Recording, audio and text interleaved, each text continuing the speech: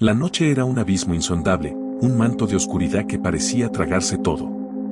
Había pasado horas conduciendo, y el cansancio comenzaba a pesar en mis párpados. Mi camión rugía como un gigante metálico, acompañándome en mi soledad. Era una ruta que conocía bien, o eso creía. Sin embargo, algo en esta ocasión era diferente. El aire se sentía pesado, denso, como si la noche misma estuviera viva. Encendí la radio para distraerme, pero solo captaba estática. Cambié de estación una y otra vez, pero era inútil. El sonido blanco llenaba la cabina, haciéndome sentir aún más aislado. Recordé entonces las historias que otros camioneros habían contado sobre este lugar. San Silencio, lo llamaban. Un pueblo olvidado en medio de la nada, rodeado de rumores oscuros. Decían que, si tenías la mala suerte de pasar por ahí de noche, podías encontrarte con cosas que no pertenecían a este mundo. Figuras que caminaban por las carreteras, susurrando nombres, pidiendo un aventón. Brujas, decían algunos. Demonios, aseguraban otros. Pero para mí, eran solo cuentos. Historias para asustar a los novatos y pasar el tiempo en las paradas de descanso. Hasta esa noche. Eran las 2 de la mañana cuando vi el letrero. Bienvenido a San Silencio. Estaba oxidado, casi ilegible, y se balanceaba con el viento. No había alternativa. Mi GPS marcaba esa ruta como la más corta hacia mi destino. Aunque sentía un nudo en el estómago, decidí seguir. No podía permitirme retrasos. El primer tramo fue tranquilo, demasiado tranquilo.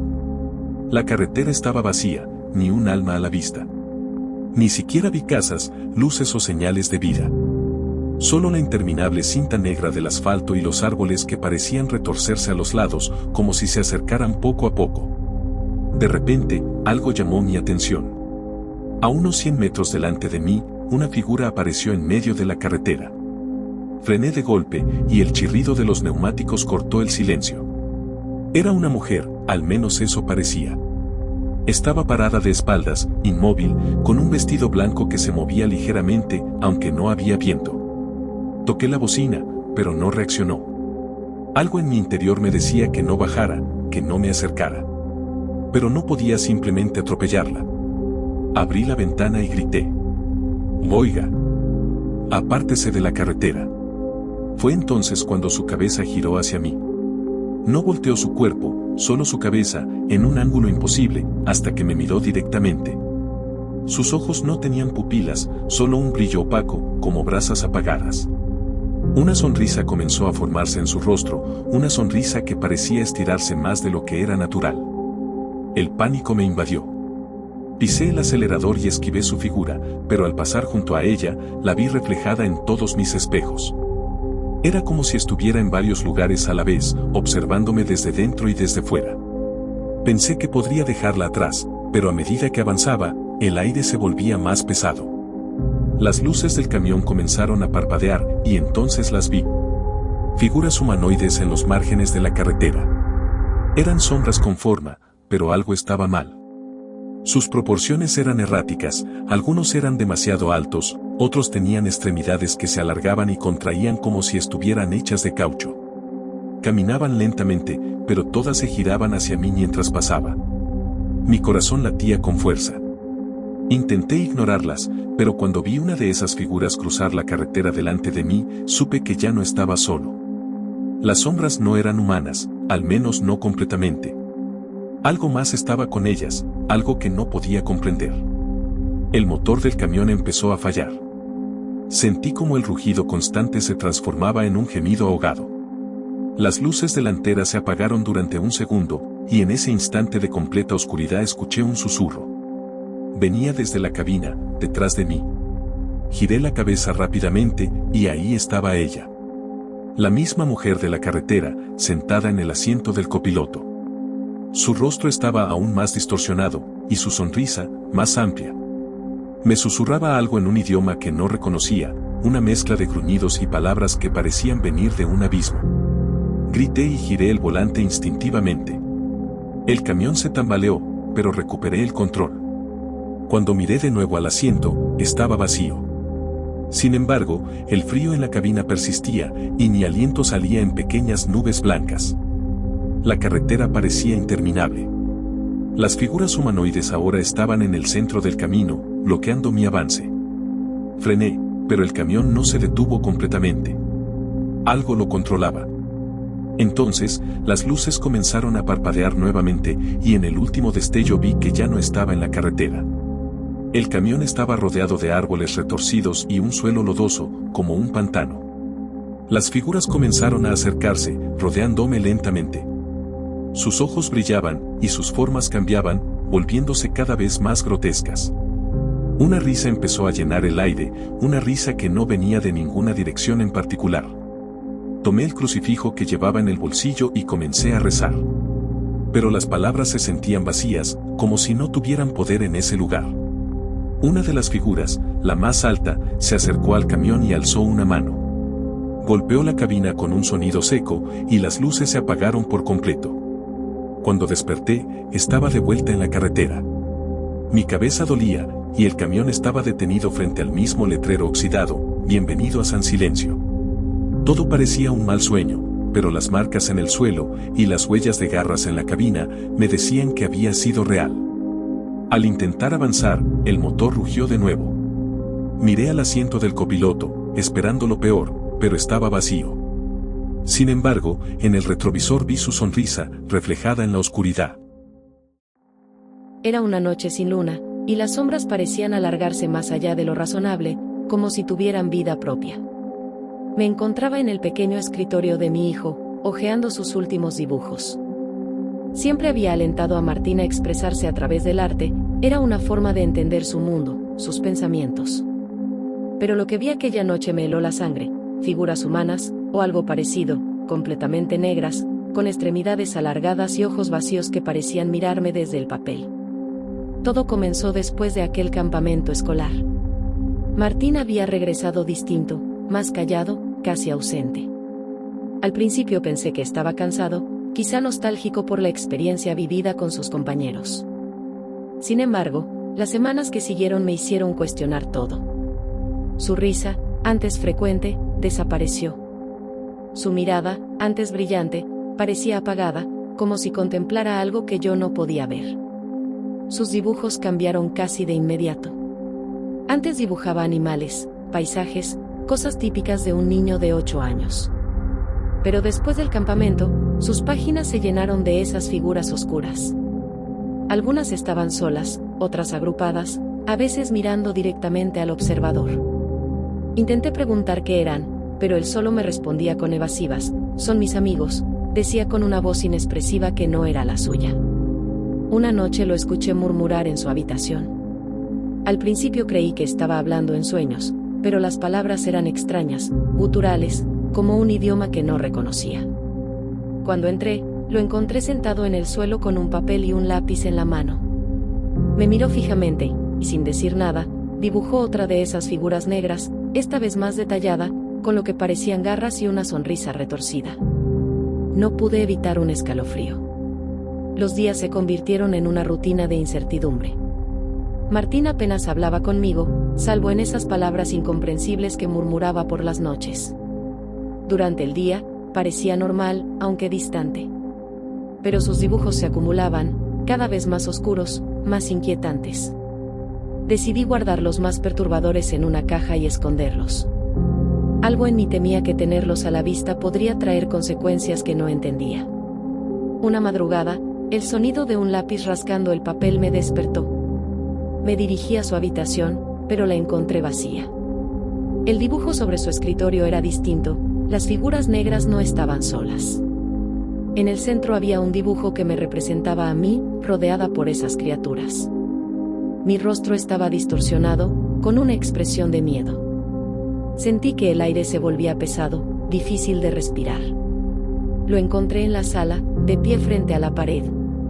Estaba dibujando con las manos desnudas, usando lo que parecía ser ceniza o algo más oscuro. La figura en la pared era enorme, más grande que cualquier otra que hubiera dibujado antes. Cuando lo llamé por su nombre, se dio vuelta lentamente. Sus ojos, que antes eran los de un niño, parecían ahora vacíos, como si algo más mirara desde dentro. Ya vienen, dijo con una voz que no reconocí. Luego volvió a mirar su dibujo, como si esperara algo. Antes de que pudiera hacer nada, la temperatura de la habitación descendió abruptamente, y un sonido profundo, como un zumbido, comenzó a llenar el aire. Las sombras en la pared parecieron moverse, saliendo del dibujo, tomando forma. No puedo describir lo que vi. Las figuras eran altas, imposiblemente delgadas, con extremidades que se doblaban de formas que desafiaban la lógica. Sus ojos, o los huecos donde deberían estar, brillaban con una luz débil y enfermiza. Se movían con una fluidez antinatural, como si el espacio físico no significara nada para ellas. Una de ellas se acercó a Martín, que permanecía inmóvil, y le extendió una mano.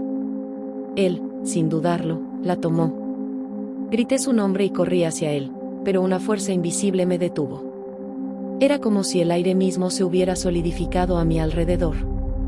Las figuras me miraron, todas al unísono, y sentí que algo indescriptiblemente maligno se filtraba en mi mente. Fue entonces cuando escuché a Martín decir algo en aquel idioma desconocido. Las figuras comenzaron a reír, un sonido que resonaba como un eco interminable en mi cabeza. La última cosa que recuerdo de esa noche fue el rostro de Martín. Me miró con lo que parecía ser una mezcla de tristeza y resignación, como si supiera algo que yo no podía comprender. Luego, las figuras lo rodearon, y ambos desaparecieron en un destello de sombras. Cuando desperté, estaba sola en la sala. Los dibujos habían desaparecido, pero las marcas en la pared seguían allí, como un recordatorio de lo ocurrido. Intenté buscar ayuda, intenté explicar lo que había pasado, pero nadie me creyó. Dijeron que Martín se había escapado, que mi mente había creado una fantasía para lidiar con la pérdida. Pero yo sé la verdad. A veces, en las noches más oscuras, escucho aquellos murmullos incomprensibles y siento que alguien me observa desde las sombras. Sé que Martín no está perdido, está allí, con ellos, donde sea que estén. Y sé que, algún día, volverán por mí. Hay recuerdos que permanecen con uno como cicatrices en la mente, imposibles de borrar. Este es uno de esos. Durante años, intenté convencido de que lo que vivimos aquella noche fue una alucinación colectiva, una forma de explicar lo inexplicable. Pero cada detalle sigue tan vívido que sé, con certeza, que fue real. Todo comenzó con un simple viaje de fin de semana. Mis padres habían alquilado una casa a las afueras de la ciudad, una propiedad antigua que prometía paz y tranquilidad. Mi madre estaba entusiasmada, imaginando una escapada rústica para escapar del estrés de la ciudad. Yo, por mi parte, no compartía su entusiasmo. Con 25 años, lo último que quería era pasar un fin de semana en un lugar tan aislado. Pero accedí por complacerlos. Nunca imaginé lo que nos esperaba. La casa era como un escenario salido de un cuento, construida en madera envejecida, con ventanales grandes y una chimenea que parecía más ornamental que funcional.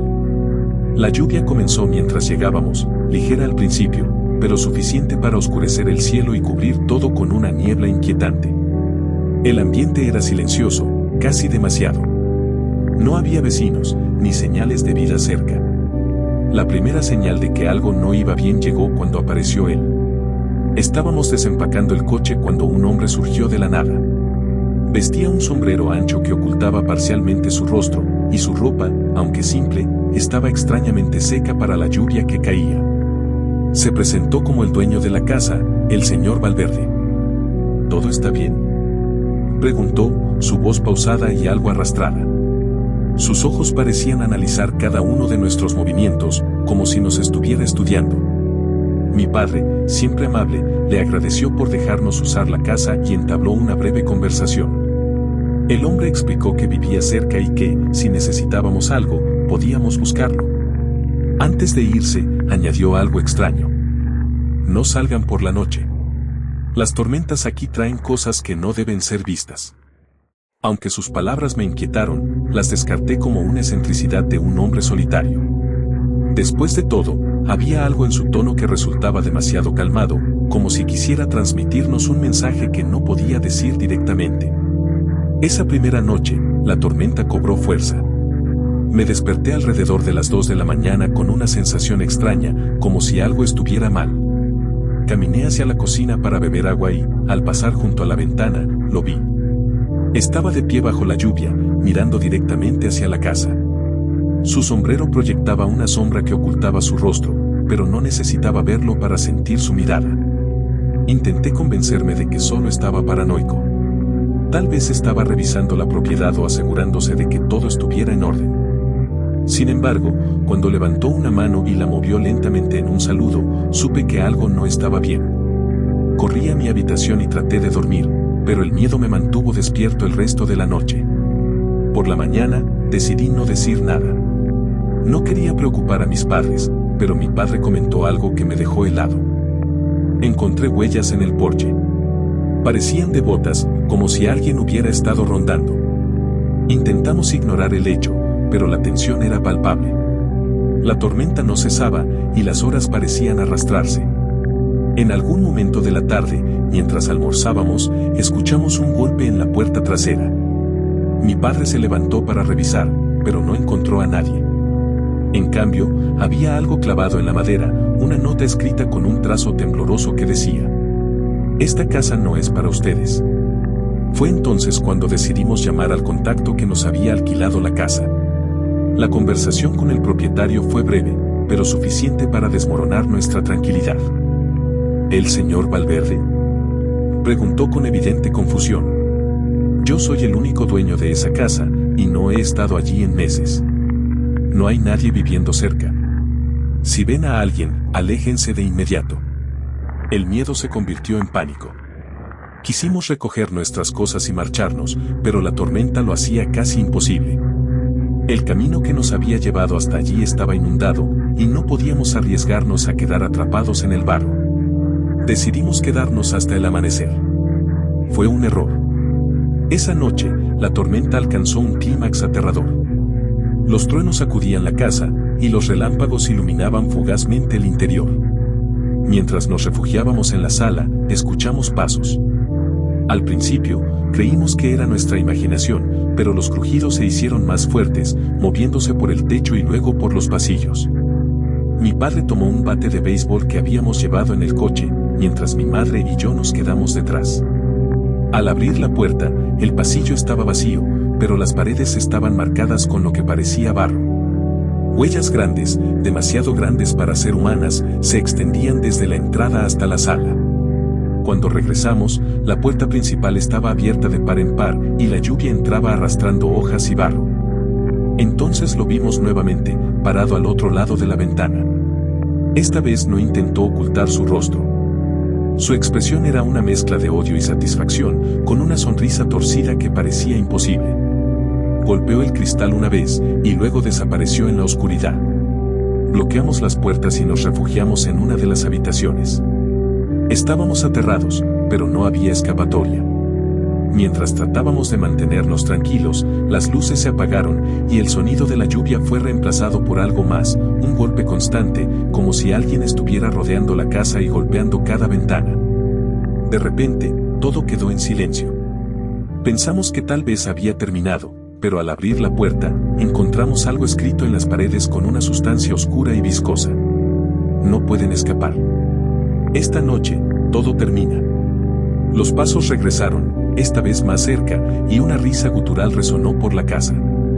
Mi padre se preparó para enfrentarlo, pero cuando la figura apareció en el umbral, supimos que no era humano. Era alto, con extremidades alargadas y deformes. Sus ojos brillaban con una luz enfermiza, y su cuerpo parecía retorcerse con cada movimiento. Lo que ocurrió después es un borrón en mi memoria. Sé que luchamos, que gritamos, y que finalmente logramos salir corriendo hacia el coche bajo la lluvia. Conducimos sin detenernos, sin mirar atrás, hasta que vimos la primera señal de civilización. Días después, supimos que la casa había sido abandonada durante años, y los rumores sobre su maldición se extendían entre los locales. Nadie supo decir quién era ese hombre, o esa cosa, que nos había acosado. Lo único que sé es que sigue allí, esperando a su próxima víctima.